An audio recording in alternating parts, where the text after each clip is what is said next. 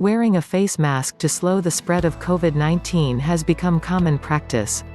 But some people still wear masks incorrectly or use one that doesn't properly fit their face, which lets aerosols that carry coronavirus particles leak out. One solution to that problem is double masking, wearing 2 masks at once. Another is using a fitter or brace to secure a mask more snugly to your face. Both approaches aim to prevent air from escaping around the edge of a mask and force tiny droplets to be blocked by the material, which serves as a filter. What's the scientific evidence that double masking and mask braces stop air leaking? Which approach is best? And how do they compare with N95 respirators that filter 95% of airborne particles?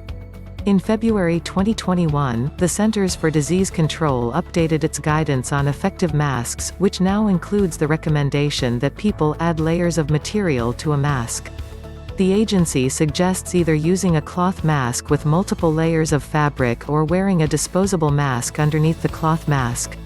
When asked about double masking on the 25th of January, the President's chief medical advisor and director of the U.S. National Institute of Allergy and Infectious Diseases, Anthony Fauci, said it's common sense that it would be more effective. Common sense isn't science though. To date, only one study has tested the effectiveness of double masking. Led by CDC epidemiologist John Brooks, the experiment involved measuring the amount of particles that reached a dummy head from a simulated cough, which showed that a double mask combination blocked over 85% of particles, compared to 56% and 51% respectively for the surgical medical procedure mask and cloth mask alone.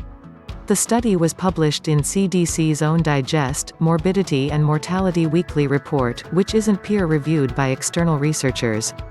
So while the results seem conclusive, the research would have had greater credibility if it had been submitted to an independent journal and/or a preprint server like medRxiv. Several studies support the hypothesis that modifications like braces, fitters enhance the effectiveness of filtering. One paper, published in JAMA Internal Medicine and led by biologist Phillip Clapp, measured efficiencies of masks and improvised face coverings. It showed that modifications enhanced the filtration of surgical masks from 39% to 80%.